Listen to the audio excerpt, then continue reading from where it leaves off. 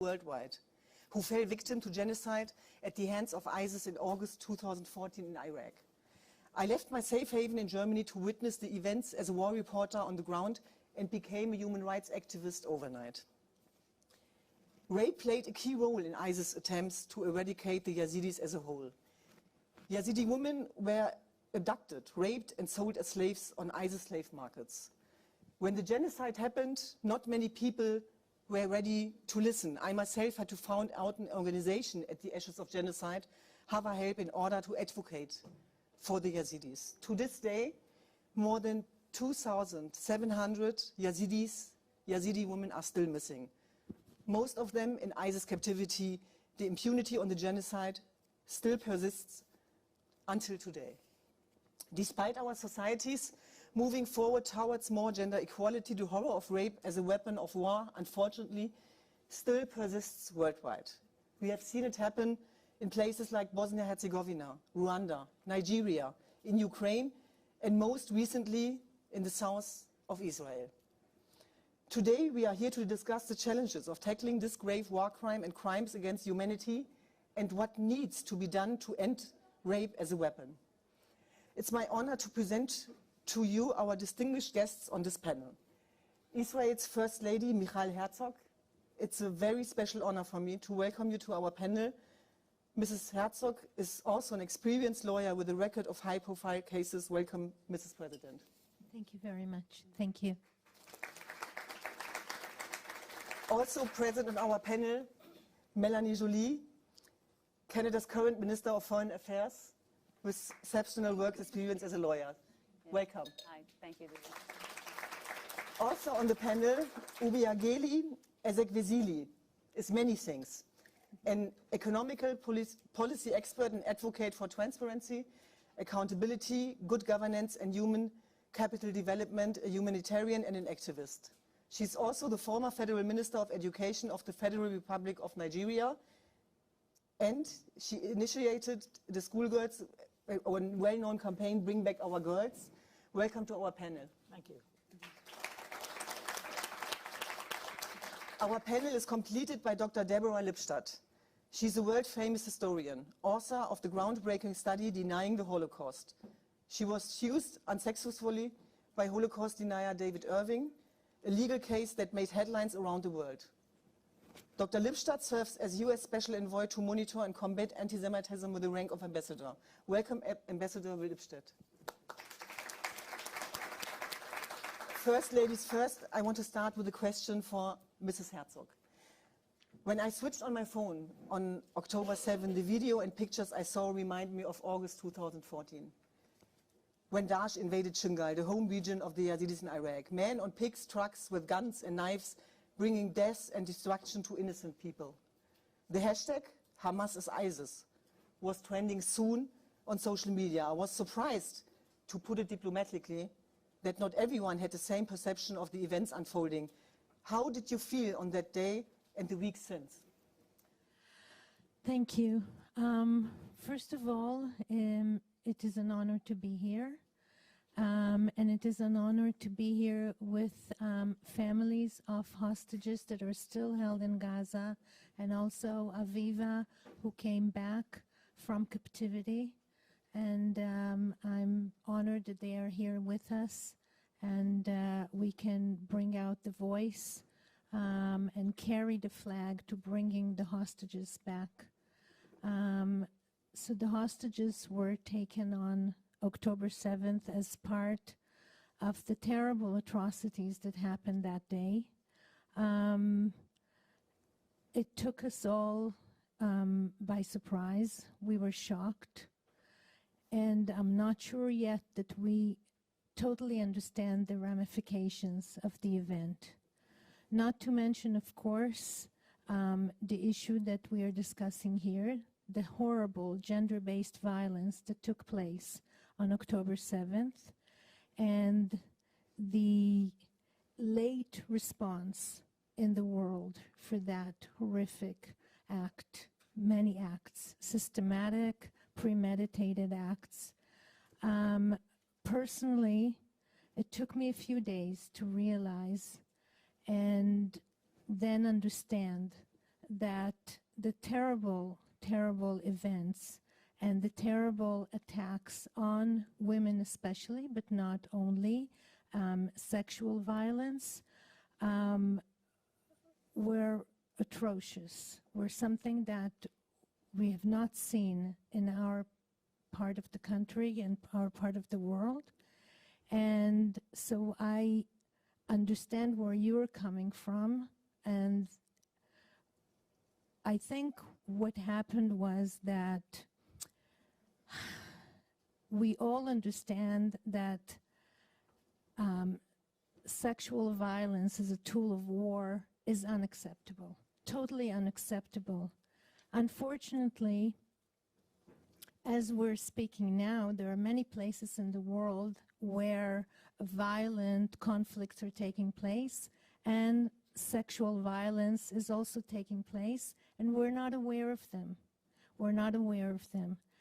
When we are aware in such a case as in October 7th, and we see such late response in the world, and the acknowledgement takes a long time, and the condemnation of the terrible acts takes a long time, it is actually reinforcement of the, I would always say, systematic unawareness of the sexual violence that takes place around the world. And so when we speak about it, we don't speak only for Israeli women, we speak for women around the world. In this turbulent world, unfortunately, we're bound to have more conflicts.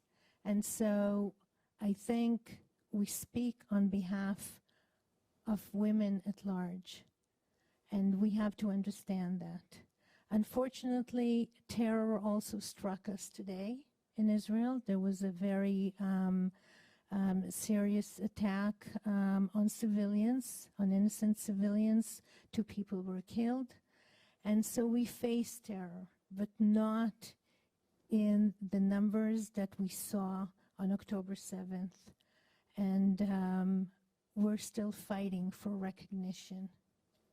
So we had to wait 7 long weeks for global women's organizations before they could bring themselves to condemn the mass sexual violence. Israeli women and Jews worldwide came forward with the slogan, "Me too, unless you are a Jew." What was it like for you and also for women in Israel to be confronted with this deafening silence? So let me tell you and correct you a bit. It took 8 weeks, not even 7. It took 8 weeks for UN Women to put a phrase together in condemnation of the atrocities of Hamas against women. And I'm very proud of Israeli women and Jewish women around the world, Israeli women from all walks of life in Israel, from all the diverse communities in Israel, and Jewish women around the world and friends around the world who did not give up.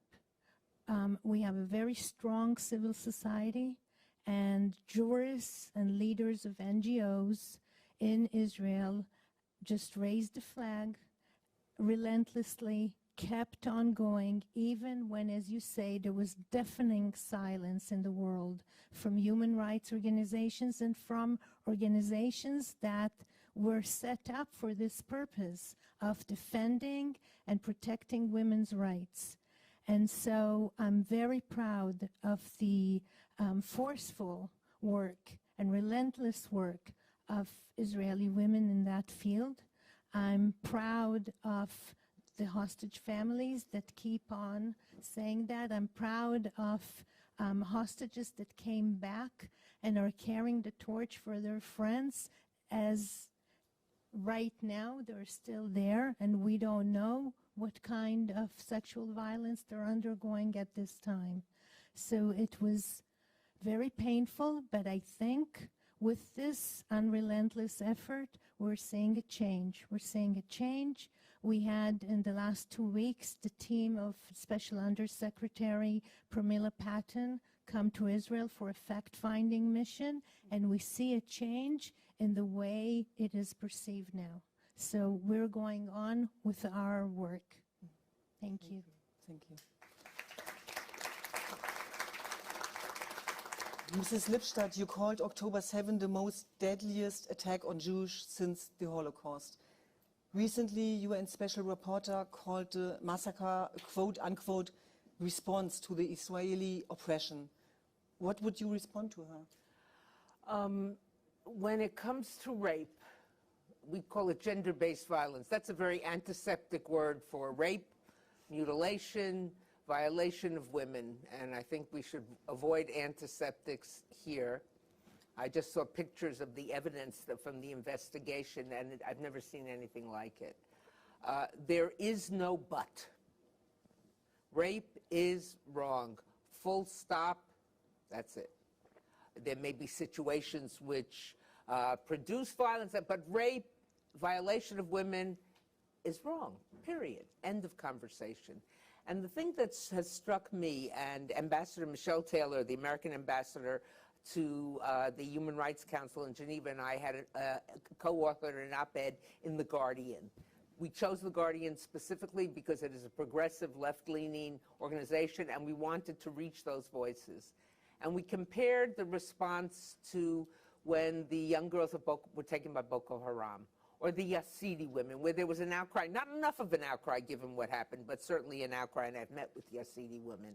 Or even Iranian women, one of whom was killed, but others were just abused for taking off their headscarves. The world spoke out, the women's group spoke out, they didn't ask for evidence, and let me see, and show me the rapes, et cetera, et cetera. So Ambassador Taylor and I stepped back and looked at these situations quite closely and said, well, how is this violence different from all other violence, to paraphrase the Jewish traditional way of asking some questions. And the only difference we could find was that these were perceived to be Jewish women. They weren't all Jewish women. There were Druze, there were Muslim, there were non-Israelis who were workers there, but they were perceived to be Jewish women. So if that was the case, then it's a case of anti-Semitism. But I would just close with this. Silence in the face of this kind of violence is wrong for anyone. You know, you can't say I'm a bystander. You're either with, if you shut up, you're with the perpetrators. You know, if you don't speak out, you're supporting the perpetrators. That would be wrong. But for the feminist groups, the human rights groups, and feminist groups, some of which I have been a member of in the past, to keep silence in the face, to wait 8 weeks to speak out, that's hypocrisy. It's pure and simple hypocrisy, and it raises questions about their mission. Or is their mission the selective mission only for certain groups and not for others, which of course would be a violation of all the things they claim to stand for. You are known for your historical research on Holocaust denial. Do you see similarities when it comes to the denial of October 7? And if yes, what would you describe as the underlying root causes of this denial? I see some similarities, but I see great differences. Holocaust denial took 2 decades to gain any traction whatsoever. This took 2 minutes, I don't know, 2 days, 3 days, 4 days for it to gain traction. I don't surprise easily, given that I've spent all these years studying prejudice, studying anti-Semitism, studying the Shoah, the Holocaust. But I was amazed by the degree to which the denial took place. And the denial almost with glee, the tearing down of the posters, it's not true, show me the evidence, show me the rapes. So in that sense, there was a difference here but in terms of denial, when we see denial, whether it's in Rwanda, those who would deny that the Rwanda of the Tutsis, and they say it was just a civil war, Armenian genocide denial, Holocaust denial, it's inconvenient history. Or inconvenient events. If the event is inconvenient and causes me to have to rethink my loyalties or my support for a certain group, I can try to justify it. There's no justification here, so I deny it. Similarly with the Holocaust. You can't justify murders and the murder of 6 million men, women, and children, so you deny it. Inconvenient history, we deny. Mm-hmm. Mrs. Ezek-Vesili, we were talking about the forgotten victims.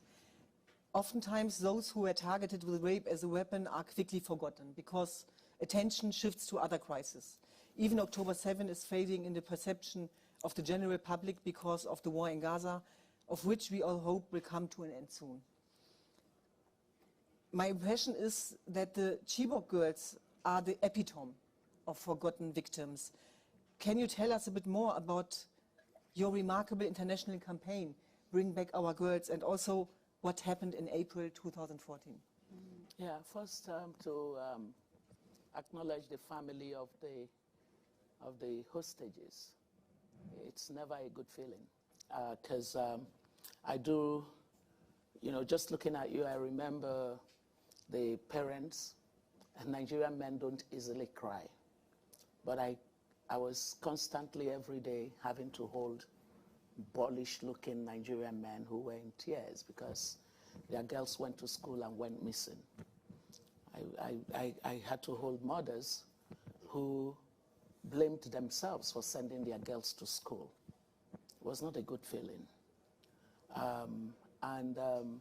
In our own particular circumstance, the government wanted to behave like nothing happened.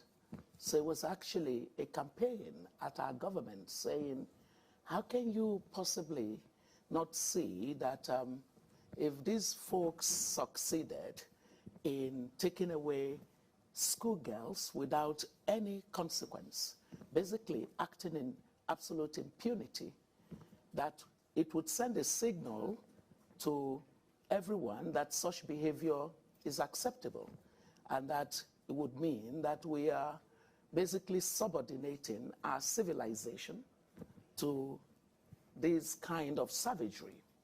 And so it was not acceptable to people like me. And so we held our government to accountability, saying that our government had a duty to find the girls. And that's how I used the word bring back our daughters, and a young Nigerian who was watching me said, Antiobi says, bring back our girls. And I said, yes, everybody help us to say, bring back our girls. And so to your question, more specifically, one thing that I feel was helpful to the campaign that we mounted concerning Chibok girls was that we really put everyone in a place where they could see themselves as parents of the girls, as cousins of the girls, sisters of the girls, schoolmates of the girls, community members of the girls. And so when it blew up nationally, and then through technology went across borders, people were feeling a sense that these girls like remind me of my daughter, or remind me of my sister. And so it galvanized that kind of global attention. Now, if I look at what had to take place, what had to take place was an unrelenting attitude, because we refused to back down until action was taken about the girls. So that persistence, I was mocked every day. Every day I was mocked, because there were people in the country who thought that it was all about politics, and that somehow we were politicizing something that did not happen. You know, so it is a shocking thing in our world when the pain is left for those who go through the pain, as well as those who feel connected to the pain. I was at the center of mockery for doing Bring Back Our Girls, together with the other women and some men who joined us. But one thing is clear: if our world continues to pretend that we will sit around and allow terrorism to rule over us, then it means we're not, as a people, asking the political leaders of this world to take responsibility. You cannot be a political leader in our world today and be comfortable with a world where terrorism is reigning over all of us. It shouldn't be. Thank you. To this day, 25,000 Nigerians are missing, among them 14,000 children. 96 girls from Chibok are still missing and believed to be still in captivity of Boko Haram. What is the government doing to address the issue of missing persons? So one of the first things we had to do was to say to the government, Chibok girls represent a symbol of the withdrawal of rights of many people in the country that we were not even aware at that time was going on. Because, you know, the south, in the east, I think the northeast region of my country had fallen into the hands of insurgents. That's what they were called initially. We underestimated what we were up against. So they were called insurgents, but when in fact they were terrorists, you know, and so that region had fallen into their hands. The government, for political reasons again, was not ready to be as public about what was going on. And so a lot of people, frankly, just carried on with their lives, not knowing that the region was in such state. It was when the first abduction that came to my notice as a former Minister of Education was the killing and abduction of children from a school, one of the special secondary schools that the federal government is responsible for, because federal government does not act in secondary level education, but some special schools were carved out following the Nigerian Civil War as a model of how you build inclusion. So I was aware of that school. It was one of the weakest amongst those schools. So I paid particular attention to that school when I was Minister of Education. And so to read in the papers that children were abducted and were killed in their school, and my country was going to go on with a 100-year celebration of the amalgamation of the North and South of Nigeria, I thought it was absurd. So I went after the government and said, you can't do this centenary when this happened in this school. And the government, you know, carried on with this. They insulted me duly and carried on with their celebration. And for a week, I kept talking about those boys. And then after that, I said, why am I sounding like I'm the only one that this matters to? So I stopped talking. But I stopped talking only by saying, I feel sad that by doing this, you're basically opening the door for it to be okay that children cannot go to school and learn, that now they'll be forced to choose between going to school and staying alive. And less than 6 weeks after, it was shocking. Chibok girls happened. Every time we ignore things that we should tackle, we basically are setting a precedent. And there would be bad people within society that would read that signal and act in the way that we saw. So the government did not do much, which was why we were very angry protesters, I have to tell you. We did not keep it at the level of the hashtags. Every day of my life for 6 years, I went out to the public square with fellow women to sit out concerning the girls. We didn't want their memory to be lost. Eventually, there was a change of government, and the new government said part of its campaign was that it was going to get the girls out and end the Boko Haram menace. But guess what? As soon as they got into office, they forgot. We refused to let them forget. And so we became adversaries of 2 governments consecutively. I have to tell you that after that campaign, I had to traumatically decompress because it was too much. And so when the whole world sort of got interested on the matter of rescuing Chibok girls, they couldn't do much. The government system of the country of which the girls are citizens needed to take most of the responsibility. So it's important to realize that whereas we have all of these global systems and global institutions, when the rubber meets the road, we see how ineffectual they can be. And so we do need to begin to say to ourselves that rape, sexual violence against women, that these are all issues that institutions created in 1945, which now have their sell-by dates, cannot really help much with. So there are things that are emerging in our world that now require for us to really sit around the table and design new systems of globally governing some of these issues. So we have rules of the game on some of these matters, because we cannot allow our humanity to constantly be traumatized without there being any consequence. The rules of the game that we should globally govern some of these kinds of behavior are not existent. Can I tell you something that I found strange?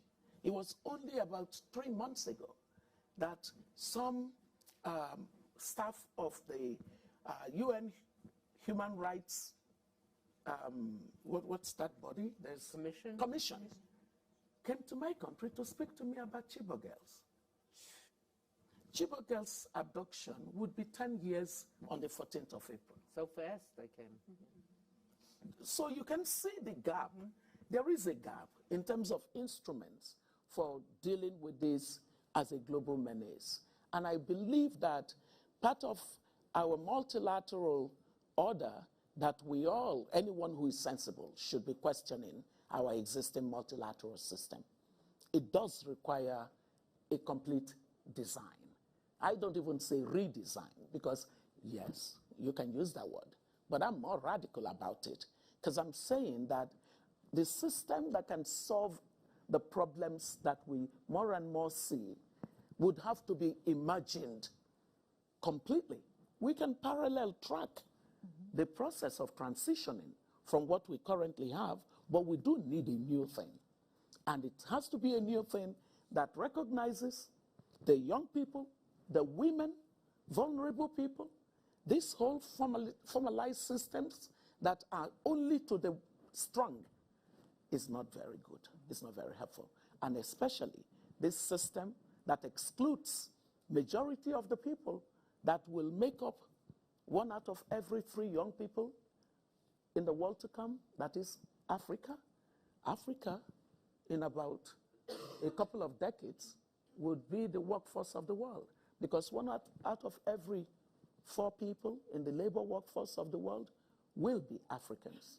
And the kind of data around men and women is 50-50 in Africa.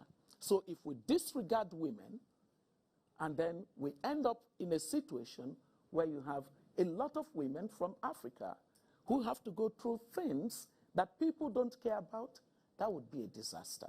I'm so sorry for taking so much time, but you get me going on these matters, and I can't stop. You're passionate about You're passionate, and it's important to speak that out, of course. And we probably can all agree that we talk about the suffering of Israeli women. We must address the fact that there's tremendous pain on the other side, on the Palestine side as well.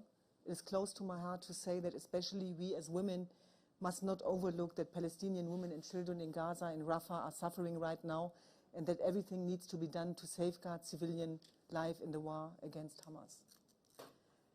Honorable Mrs. Jolie, you are actively working towards a hostage and a ceasefire deal and getting more humanitarian aid into the Gaza Strip. And I assume we all want to see this happen very soon. Canada is one of the countries to adopt a feminist foreign policy.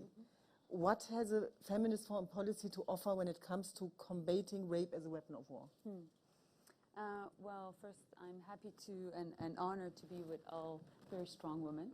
I'm convinced we could talk about sexual violence also with men also on the panel.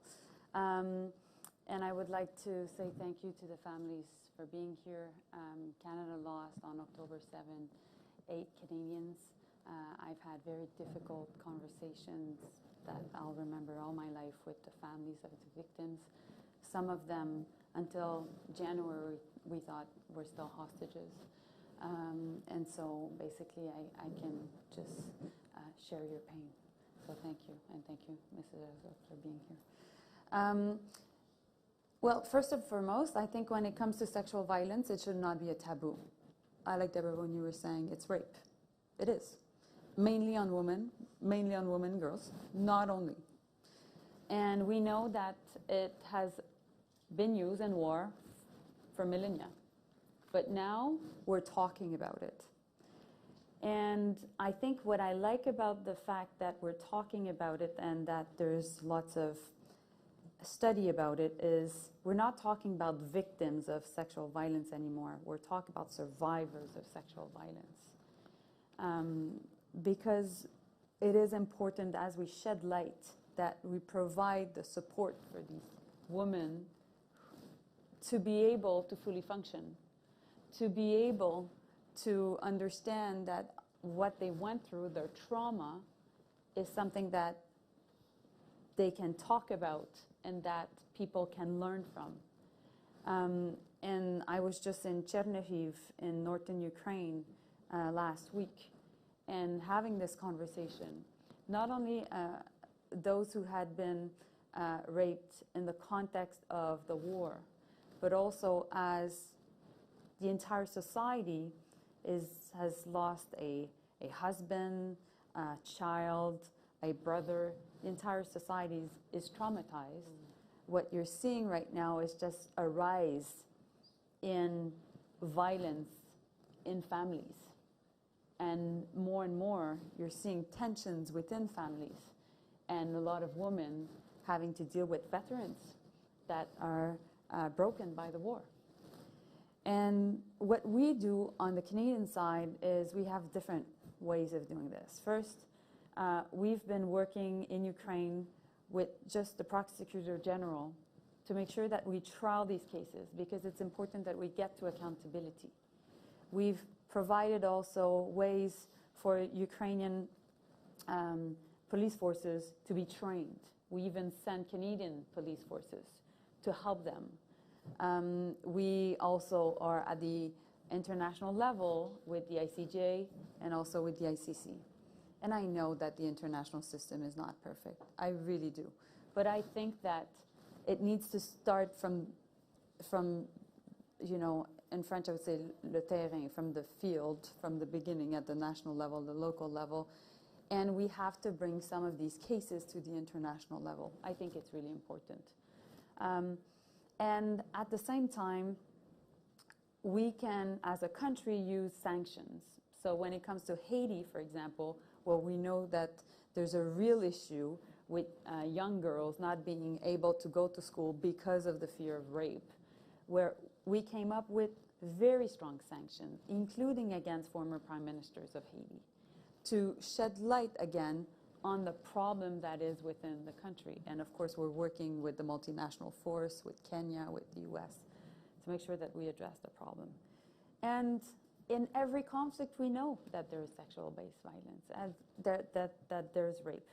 And we need to make sure that people know about it.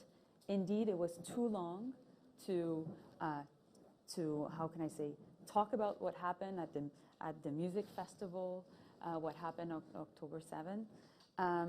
But let me tell you, Canada will never be shy of talking about this, about being extremely critical, but also of finding ways to help the survivors, because I think that's also key. On February 6th, Canada imposed individual sanctions against Hamas and Islamic Jihad leaders for their involvement in the October 7 massacre. Yeah. There's a measure against 11 persons. Do you see room for more sanctions in the future? Yes, well, Hamas is already a terrorist entity according to our criminal code. That's the case, as is ISIS and the Taliban. We also sanction individuals. So we've done so with Hamas leaders.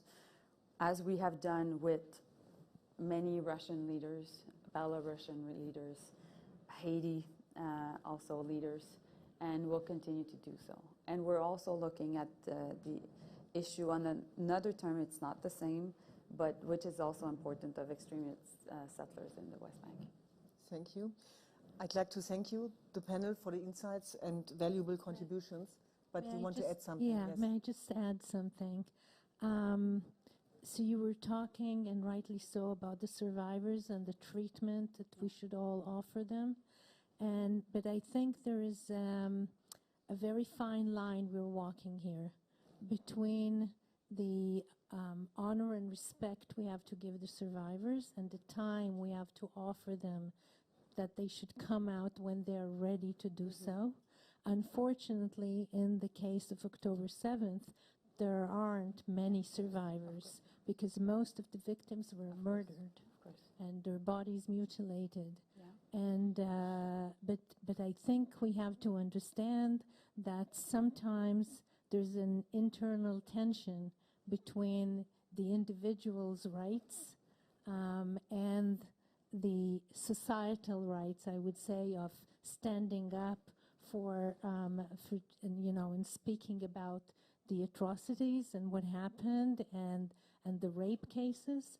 But I think we as women understand also that we have to give the survivors their time and take their time as they see fit for themselves. Yeah, when I talk, Mrs. Herzog, about coming out, and I don't mean publicly, I mean seeking help. Being able to say, I'm not guilty of anything. I should not feel that I'm ashamed, and there is psychological help, and I'm there, and it's worth it. So it's more that. We saw it in Bucha, in Irpin. Indeed, many women were killed, others survived, and I understand that on October 7th, the vast majority were killed. And I think also, and we haven't talked about this, but the images on internet are a huge problem. And we need to make sure that we hold also the digital platforms accountable for this, because that's also a way for the families of the victims, or the victim itself, depending, to relive the issue and therefore be going through another trauma. And of course, it still is a taboo. For example, that was not the first genocide against our community, but it was the first time that the world noticed what happened, and that was the braveness of our ISIS survivors. They call themselves survivors, and they break the taboo, and they talked about what happened to them. People like Nadia Murad, many more. And that was the big difference. And this is so important what you said, because it's about the way who is speaking out and who not. And of course, in times of digitalization, of the way how terrorism and jihadism is working with digitalization, this is very dangerous. And I think the women are very powerful in that case. Yes. And we're coming up in Canada with a new bill, a new legislation on online hate that will address this issue, that you should not basically accept in the digital world what you would never accept in the physical world. And so I hope that this, and it's about protection of children against sexual also violence, but it is about this entire issue. And so once it's passed the House of Commons, I can definitely make sure that your different jurisdictions can have basically a model to inspire themselves from. Thank you. I know we have a lot of experts sitting here in the auditorium, and we would also like to hear your perspectives. So the floor is now open. And due to our limited time frame, I kindly ask you quickly to introduce yourself and to formulate your question, please.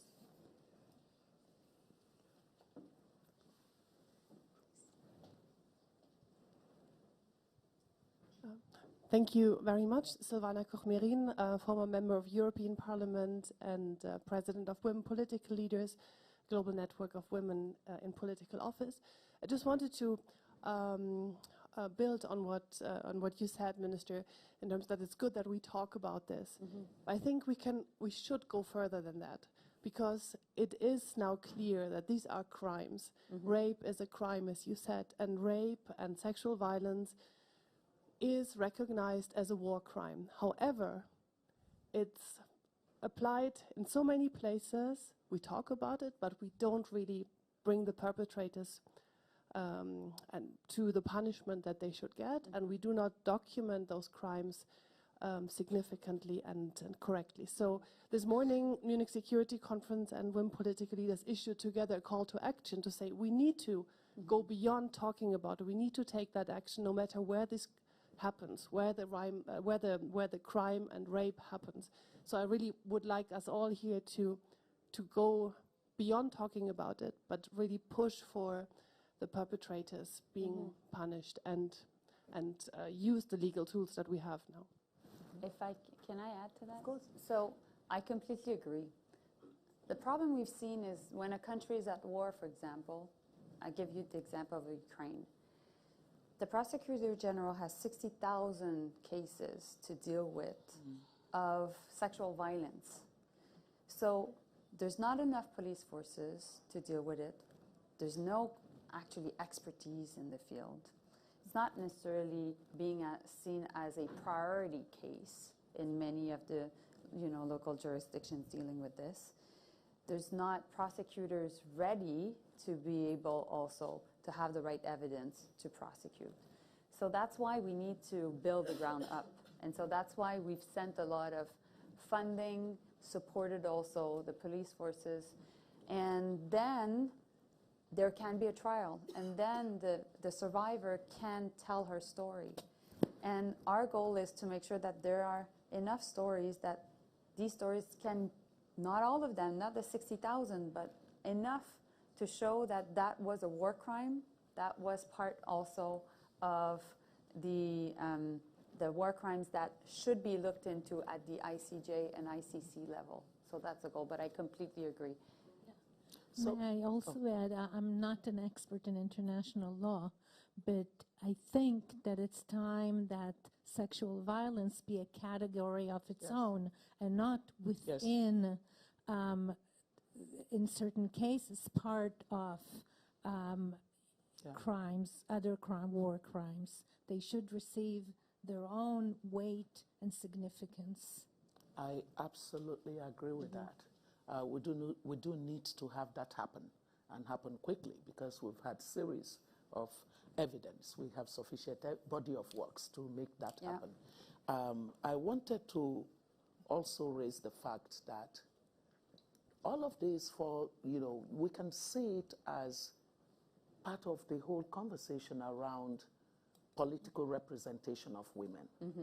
The truth is that nothing is top on the agenda that concerns women until women are right at the table, where priorities are being determined. Of course, for sure. So it does behoove us to really push more concerning political participation of women, political representation by women, because the more that we can get women as political leaders in parliament, in countries, as presidents, as prime ministers, the better for all of us, because nothing about us can be dealt with perfectly without us. Here. Yeah. So you'll run again? Yes. Obviously, come on. I'll run your campaign. Maybe when you do, I will follow you. Do we have more questions, please? You've actually preempted my question. I was going to ask Dr. Obi if she's going to run for president again. How I wish I was Nigerian so I could vote for you. Well, I was in Addis Ababa because I was convening a meeting on foundational learning. Our children are the worst in terms of learning at early grades. And a young African like yourself comes to me after the meeting and says, I want you to be the president of Africa. And I'm thinking to myself, how dare I even imagine that there is a place called Africa that one person can be president of.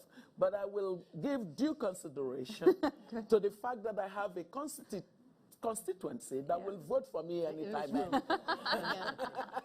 Thank you very much. But my question was to piggyback on what was asked earlier. Having covered a lot of events, post-conflict societies in sub-Saharan Africa, I've been to DRC, Sierra Leone, and most recently Liberia.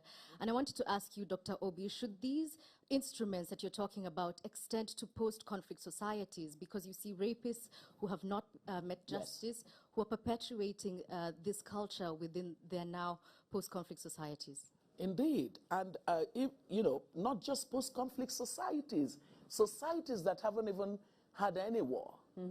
There is a war going on against women through rape. That's exactly your point. And we just really have to come to the place where we say, as a global community, that it is not acceptable, whether women or boys.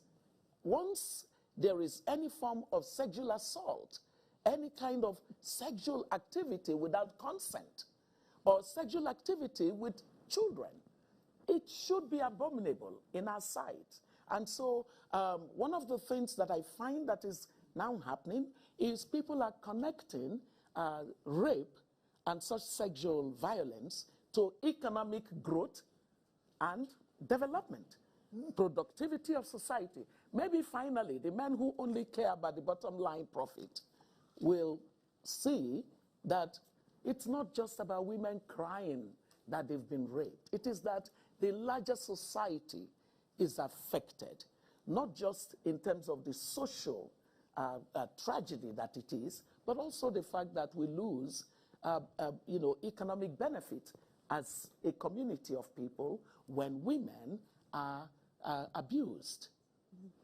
Thank you very much.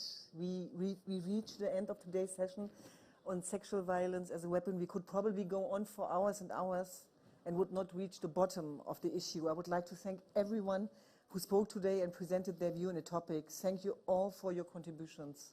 Especially the families. Especially the families. Especially the families, of course. I wish every one of us a fruitful discussions in the coming days and a pleasant time here in Munich. Thank you very much. Thank you. Thank you.